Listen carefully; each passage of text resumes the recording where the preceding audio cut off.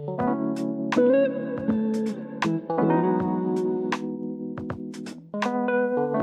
and welcome back to my channel. It has been a while since we've toured my first sketchbook, and it's still a video that I very much enjoy, so I thought about making this a little series.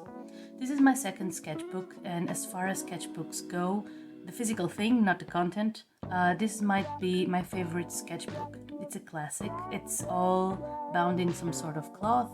Don't ask me what sort, I don't know. And it was given to me by my father, so it has this emotional component attached to it. So I started this one not long after I finished my first sketchbook, which took me only 3 months to complete, and this one then starts in January 2019. Alright, so let's dive in. This was one of those rare cases where I've decided to start my sketchbook with an inspirational quote that goes like this: "You're not going to master the rest of your life in one day. Just relax, master the day, then just keep doing that every day." This is something that I go back to when I feel a little bit overwhelmed. But the very first proper page, however, is a tribute to the region I come from in Portugal, called Ribatejo, which is a little bit to the east side of Lisbon, and it's characterized by vast plains that once in a while get flooded by the Tagus River. They're extremely fertile lands, and agriculture thrives in this place, and it's one of those economic motors of the region. I've illustrated the iconic bridge of the town where I was during high school, and yeah, this is it. I suppose I was missing Portugal at this point, because the next page is an illustration of a song called Planície, from a Portuguese singer called Mafalda Veiga, and it describes the sunset and then the sunrise in the region of Alentejo, which is to the south of my home region. It mentions the southern birds, and that is why I have illustrated this swallow that took me like forever to complete. I will put the links of these songs in the description of this video. Illustrating songs will be a theme for this sketchbook, so yeah, buckle up. It's January, possibly the end of January or beginning of February, and tulips start to be spotted again in the supermarket. I love fresh flowers, and at this extremely fresh starting point of my art journey, I had absolutely no idea where I wanted to move when it came to a style or even a subject. So I took it upon me to sketch absolutely everything I had at hand, and why not?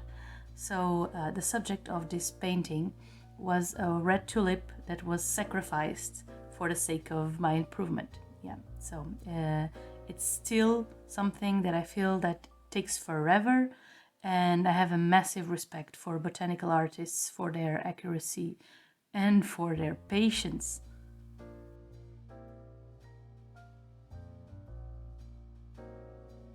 After the tulips, we move on to another flowery subject, and this time is lavender. I don't have much to say about this painting, except that it has a dreamy atmosphere, and that visiting a field of lavender in the south of France is on my bucket list. And since I now live in the south of Germany, that might well be a close reality. Something to think about for the summer, I suppose.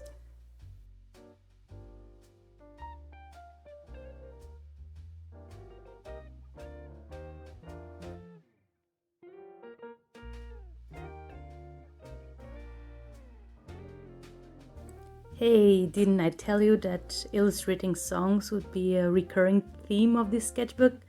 It turns out that this curious brain of mine established a link between an extremely famous poem from one of the most renowned Portuguese poets, called Fernando Pessoa, which is about Portuguese adventurers during the time of discoveries, and a song from a Portuguese rock band. The poem speaks about the bending of the Cape of Torments in the very tip of South Africa, that is now called the Cape of Good Hope. It was and is such a stormy place where two oceans collide that it was believed that a huge monster lived in there and wouldn't let anyone pass. So it tells about the captain of this ship who confronted the monster and claimed the passage beyond that cape. And the song speaks about the helmsman and how he fears nothing at all anymore. And I thought it was cute, and I thought it was clever, and therefore I decided to paint a stormy sea to illustrate the scene.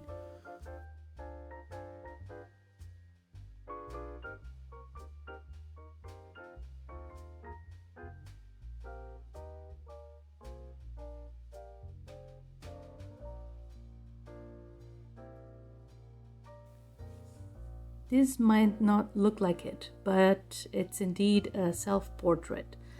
And let's be honest, the composition is a mess and the colors are all over the place, but somehow it was very fitting, because at the time I was feeling exactly like that. Messy and all over the place. This illustration describes my path until now, professionally. The frog and the foxglove describe my biology studies, and the double helix and the test tube describe the molecular biology in which I ended up specializing. The resistors, chips, and so on are the electrical engineering studies that I've just now recently completed, and thrown in there for good measure are some paints and brushes, because art was always an important aspect of my life and my passion. So this illustration is accompanied, I guess, by a poem/song that is called The Philosopher's Stone, whose words tell about science and progress and dreams, and I think it was very fitting.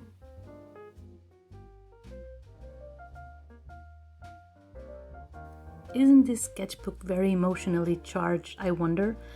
This was probably my first attempt at drawing some characters for a book.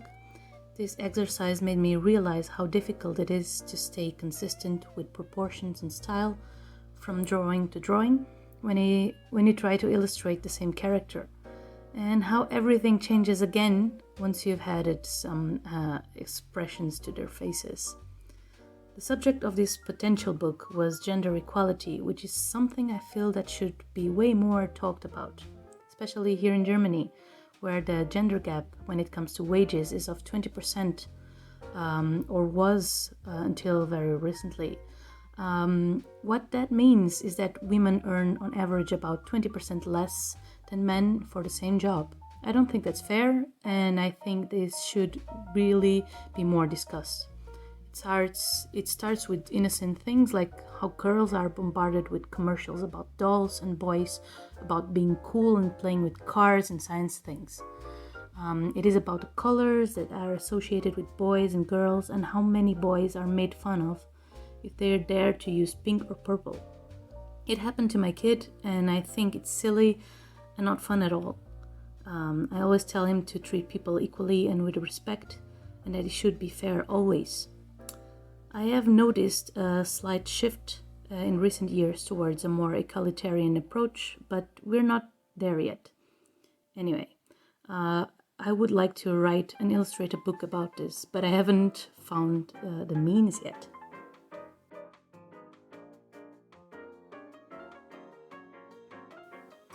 Yeah, not much to say in here. I do not like the first page at all. My lettering is a mess, the brush strokes are all over the place, and the colors as well. But I do like the second one, and how I've painted a light blue gradient for the sky and a field of flowers by just adding little dabs of color. Very impressionistic, I would say.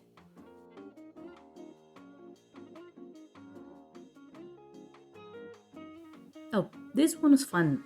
I was practicing some gradients between light blue and magenta, or magenta and gold. I liked this so much that I ended up doing 2 big paintings on A3 sized paper sheets, but I ended up not hanging them on the wall.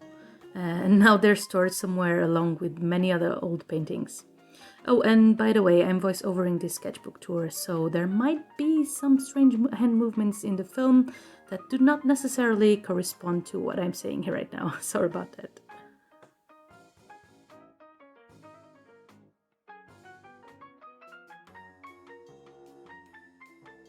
Here we have the same technique, but the gradients are vertical instead of horizontal and the colors are different. And I thought it would be cute to draw some fish using ink. Some singing fish underwater. Yeah, just that.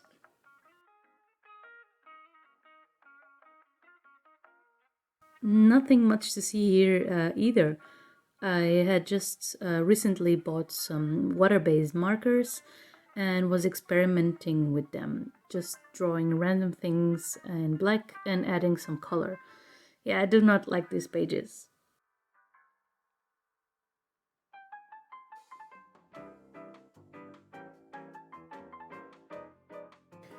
Tulips again, am I right? Yeah, I had a friend visiting us at the time, and we all had a painting session at night. We've painted some tulips. I've tried to paint them very loosely here on the left, and on the right we have what I call deconstructed tulips. Yeah, this painting takes into consideration the proportions of the stems and of the flowers, and then I've painted those in their respective colors. Again, practicing gradients because, yeah, why not?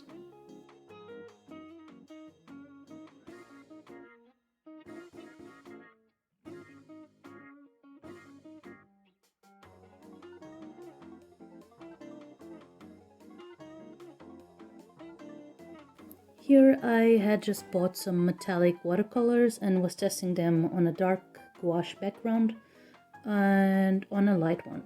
That's just plain paper. I do not use these metallic watercolors very much, but they're sometimes useful for Inktober or for Christmas things.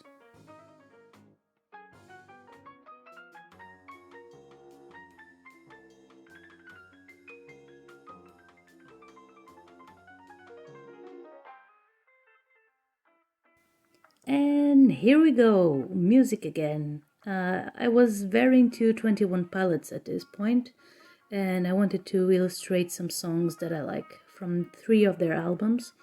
The first one is Car Radio in blue, the second is Heavy Dirty Soul in red, and the last one is Chlorine in yellow.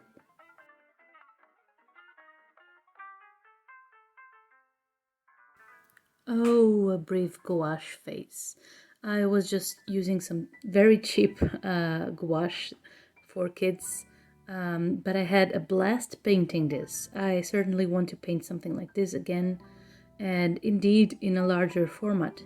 I love the dark background and how the lilies just pop in white and yellow, and the green luxuriant leaves above the water. I just love it.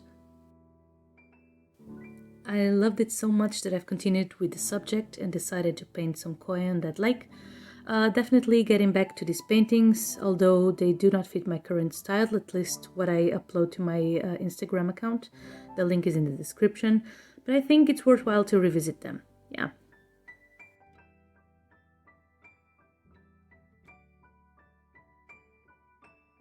We had lunch with some acquaintances and they brought me some flowers that I've decided to paint. Yeah, not much about this one at all.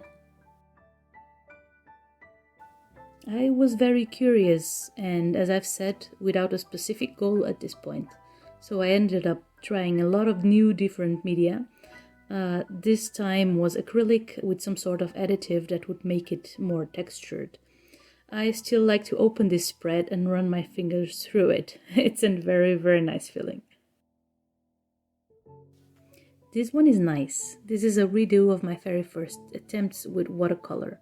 I think that at this point 6 months had passed since I had tried to do this very first tutorial from Macochino. I have mentioned it on my very first sketchbook tour video that I will link here somewhere and add to the description box too. I felt that 6 months of uninterrupted practice did a whole lot for my technique. You can see that everything looks a lot smoother, the brush strokes look more confident, and the galaxies look way better than the first attempt. I was very happy with the results. What is this now, you ask? Well, I love animals in general and cats in particular, but to this day I struggle when I try to draw them. And that is why I've decided in this particular instance to draw a cat from the inside. I've drawn a cat skeleton and then I've used it as a reference for the one on the right that has a fishbowl on its head. Yeah, we all know how cats are mischief masters. This one is a crime scene. Why? Because I basically emptied a black brush marker on these 2 pages. On the left, I've captured my messy working table, and on the right, a bunch of pine cones that my son insists on bringing home. I'm not complaining, I also like pine cones a lot. I think I have 3 or 4 different species in here.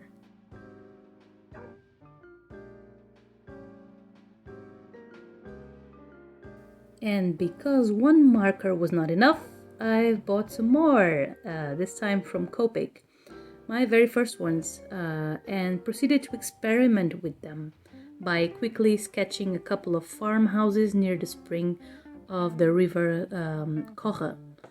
It was something, I guess.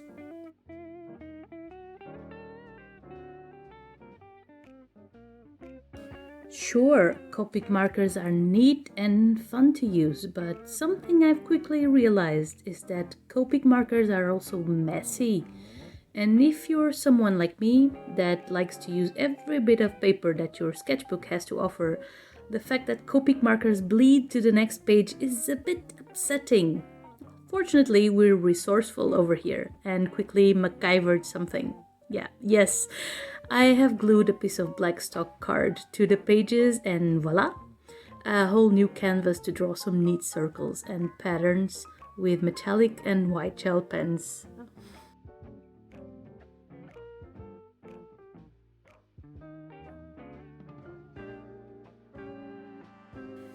This was something I was just doing for fun at some point, but then it gained wings.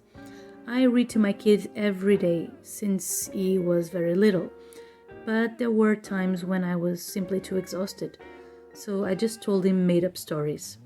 This one was about some mice that lived on a moon, a cheese moon, near a very small planet where a little boy lived alone. And huge The Little Prince influences here. Anyway, at some point this boy builds a telescope to investigate the moon, and later he decides to visit these mice.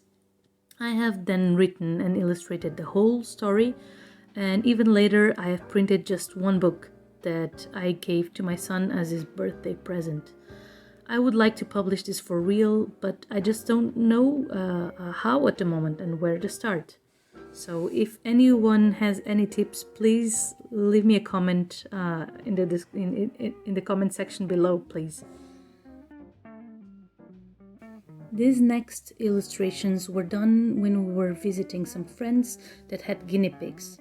I have spent the afternoon illustrating them and their little cute house, and the daughter of our friends holding her guinea pig. Then I've tried to illustrate a bunch of them in different styles. And my favorite one is the one in the middle. Look how cute it is. Here we have some doodles for some Instagram challenge that I don't quite remember. And then on the right side there's the facade of Notre Dame. I think it was the time when it had burned down and I was massively sad, because Paris is one of my favorite cities and Notre Dame is such an iconic monument. I was a bit heartbroken. I basically take my sketchbook everywhere I go, and here I was visiting the Mercedes-Benz Museum in Stuttgart, There are some neat cars in there, and I didn't want to waste the opportunity to draw some of them. Cars are something that are absolutely out of my comfort zone, but yeah, hey, you need to try stuff that's out of your comfort zone too, right? My engineer side asked me to write down some information about these cars, like the speed and the motor rotations, etc.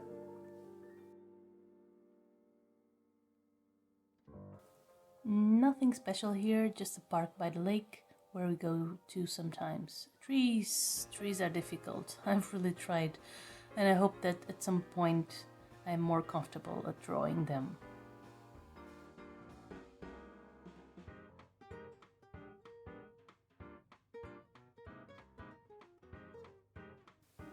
Wow, I was really into trees in here.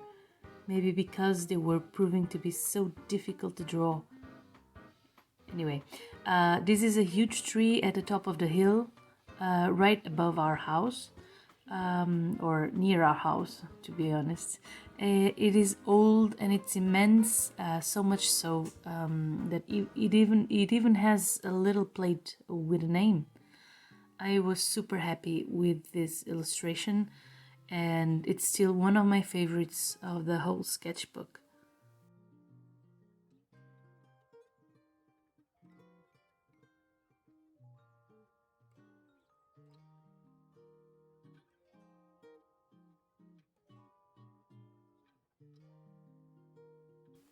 The randomness continues, and what is the logical step after drawing trees? Nope, not this one. Ice.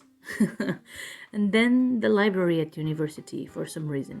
Shh, don't tell anyone, but I was supposed to be studying.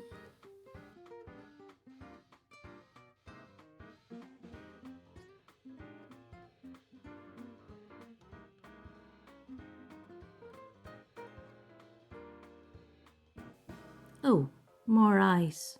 I was really into drawing them. And one of my very first OCs that I have never again revisited, Marine, I was so very curious to see if all that I had been studying and learning, including figure drawing, that is in another sketchbook, just for that, was bringing anything into my mental library, the one that I could draw from when I was drawing from the imagination.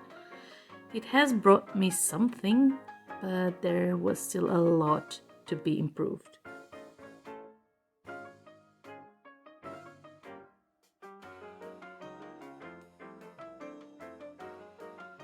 This is a sort of character turnaround.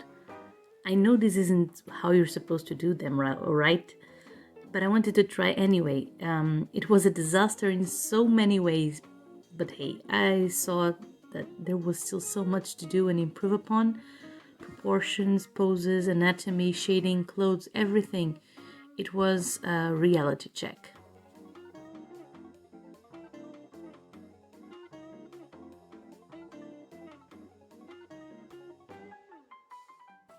Okay, at this point it was raining and I decided to do a bit of a hiking until that tree at the top of the hill. Remember?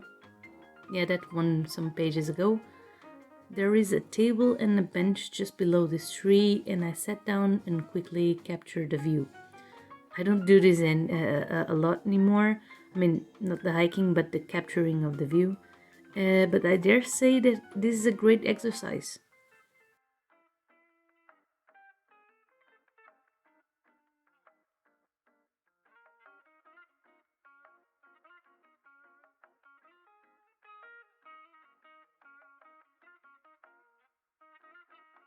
As I have mentioned before, I take my sketchbook everywhere, and this is the drawing of an organic dairy farm where cows are left to graze on the fields at their own pace and will. The milk and milk products they make are delicious, and the cows and calves are adorable. The next one is a cottage that is open on Sundays and serves some delicious coffee and cake, and I'm dying to go there again and to do it again. It has definitely been too long, you know, how the world has been for the past few years. yeah, that didn't help.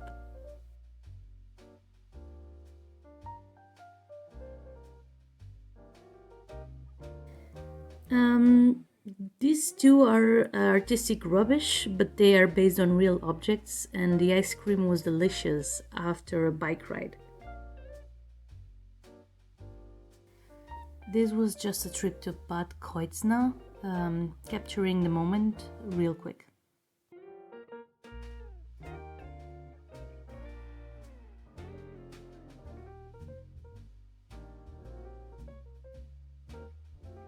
A variation on the Cheese Moon story, but with ice cream and rainbows.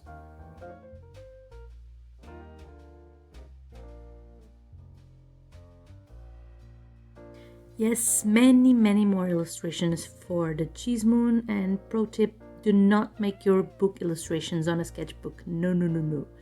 Plan them on a sketchbook, maybe, but do the final ones on a nice sheet of good quality paper, or even digitally. Yeah, believe me, you do not want to do them on a sketchbook.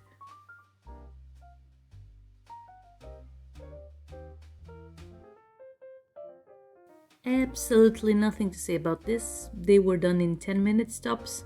I think I'm a bit ashamed of this, but yeah, so is the nature of a sketchbook. Yep, just some random lighthouses. I like these.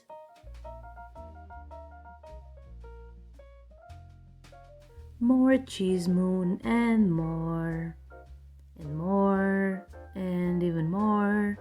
And at the end, a muddied illustration. Yeah, you'll see that in a minute. Right. Yeah, muddied.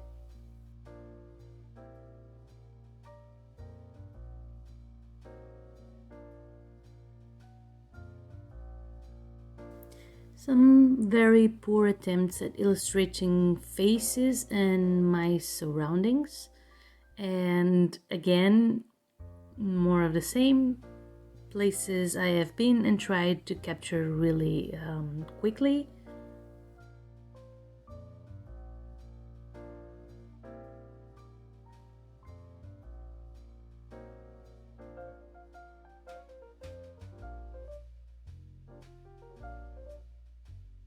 There was a park here where there was a bunch of dinosaur sculptures, and of course I had to draw the dinosaurs.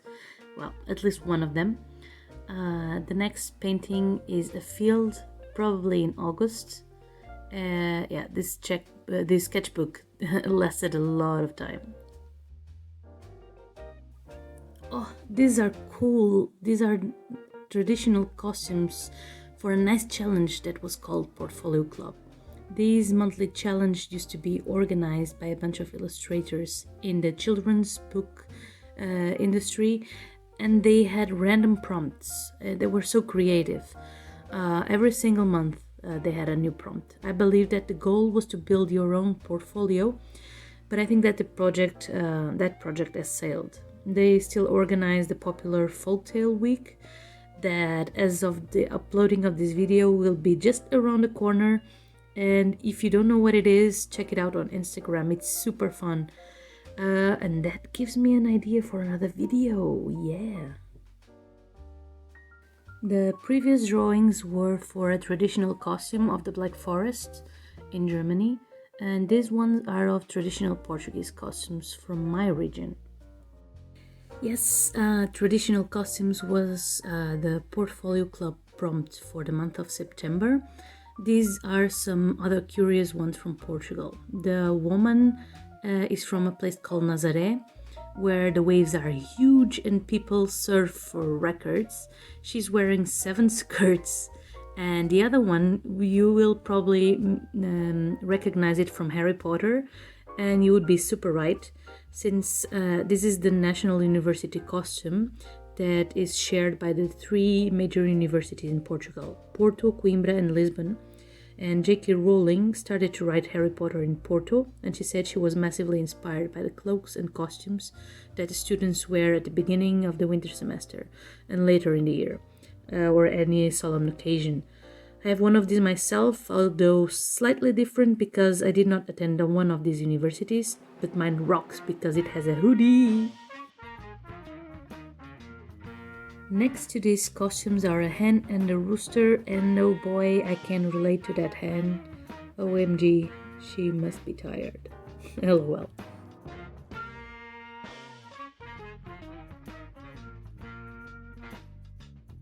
Aha! And we reached the last page of this sketchbook, where I have collected random post-its that I have illustrated throughout the months with my husband and my son. Some very shady illustrations that belong indeed at the end of the sketchbook, because yeah, they aren't the prettiest of things if we're honest. So here you have it, sketchbook number 2. It was a long one. And what was your favorite page of all? Did anything spark your own creativity? Are you going to try any of these ideas on your own? Let me know in the comments. If you liked this video, do tell me by hitting that like button and subscribing to my channel. I will have some more videos soon and some more sketchbook tours for you. In the meantime, watch some of my other videos and I will see you in the next one. Bye bye!